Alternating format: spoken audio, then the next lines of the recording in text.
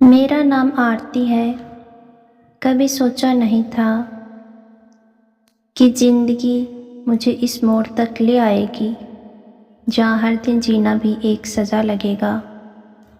मैं एक छोटे से कस्बे की लड़की हूँ। मेरे बाप ने मुझे बहुत प्यार से पाला। कभी मुझे किसी चीज़ की कमी महसूस नहीं होने दी।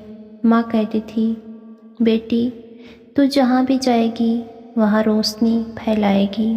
पर माँ को क्या पता था मेरी ज़िंदगी का घर तो अंधेरों से भरा होगा। जब मेरी शादी हुई थी मैं बहुत खुश थी। 7 फेरे लिए थे, 7 वचन सुने थे और मैंने सोचा था अब मेरी ज़िंदगी बदल जाएगी। अब मैं किसी के साथ हंसूंगी, किसी के साथ हर दर्द बांटूंगी।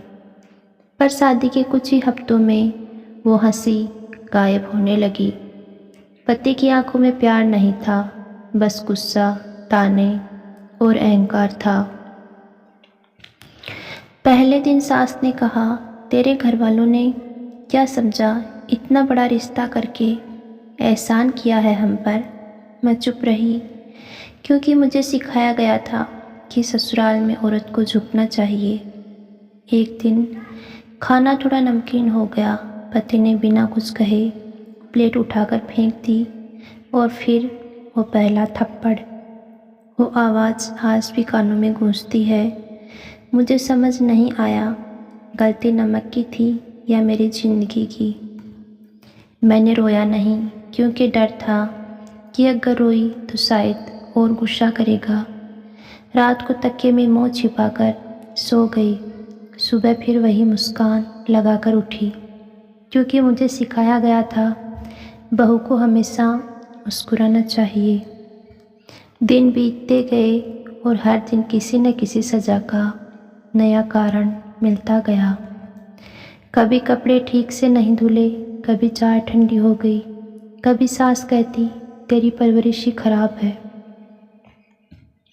ससुर को लगता था बहू का काम सिर्फ झाड़ू पोछा और खाना बनाना है। अगर मैं थोड़ी देर बैठ जाऊं तो कहता बहू को बहुत आराम की आदत है। पति अब रोज़ शराब पीने लगा था। रात को घर आता, बकझक करता, गालियाँ देता, कभी कभी मार भी देता और मैं बस चुप रहती थी क्योंकि बोलने की हिम्मत धीरे धीरे ख़त्म हो गई थी। एक दिन माँ का फ़ोन आया, कह रही थी, बेटी तू खुश है ना। मेरे होठों से अपने आप निकल गया, हाँ माँ मैं बहुत खुश हूँ। पर दिल के अंदर कुछ टूट गया। मैं माँ को क्या बताती कि जिस घर को उसने मेरा सपना समझा था वो घर तो मेरी कब्र बन चुका है।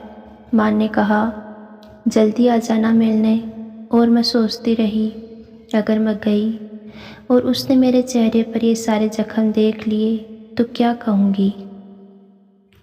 पड़ोसी अक्सर सुनते थे मेरे घर से झगड़े की आवाज़ें, कभी बर्तन टूटने की, कभी किसी के चिल्लाने की, पर सब चुप रहते थे क्योंकि यहाँ लोग दर्द नहीं तमाशा देखते हैं। कभी किसी औरत की सिसकियाँ सुनाई दें तो लोग कहते हैं उनके घर का मामला है, बस इतना कहकर दरवाज़ा बंद कर लेते हैं। मैंने कई बार सोचा सब छोड़ दूँ, मायके चली जाऊँ, पर हर बार एक डर रोक लेता कि समाज क्या कहेगा।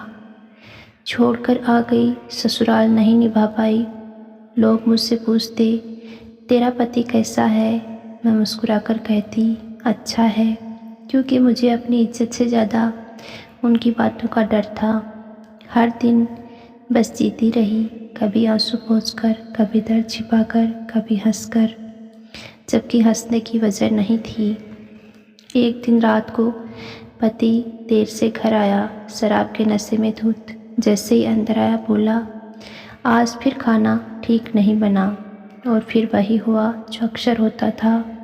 उस रात मेरे शरीर पर नए निशान बने और दिल पर पुराने जख्म फिर हरे हो गए।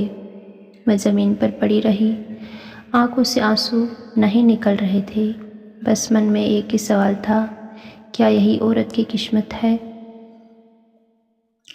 आज भी मैं उसी घर में हूँ, वही कमरे, वही लोग, वही ताने। बस फ़र्क इतना है, पहले मैं दर्द से काँपती थी, अब मैं दर्द महसूस ही नहीं करती। सुबह उठती हूँ, सबके लिए खाना बनाती हूँ, फिर पूरे दिन घर के काम करती हूँ। सास अब भी हुक्म चलाती है और पति अब भी वही है, शराब, गुस्सा और अहंकार से भरा। कभी कभी आईने में खुद को देखती हूँ, चेहरा बूढ़ा नहीं हुआ पर आंखों में अब कोई चमक नहीं बची, बस सन्नाटा है और थकान। कभी सोचती हूँ, अगर मैं बोल देती, अगर मैं किसी दिन खड़ी हो जाती अपने लिए, तो शायद आज मेरी ज़िंदगी कुछ और होती। पर अब ये अगर ही रह गया है। माँ की तस्वीर अब भी कमरे में टंगी है। हर दिन उसे देखती हूँ और सोचती हूँ, माँ तूने तो कहा था मैं रोशनी फैलाऊंगी, पर मेरे हिस्से तो बस अंधेरा आया है। मेरा नाम आरती है, जिंदा हूँ, पर जैसे सांसों में जान नहीं।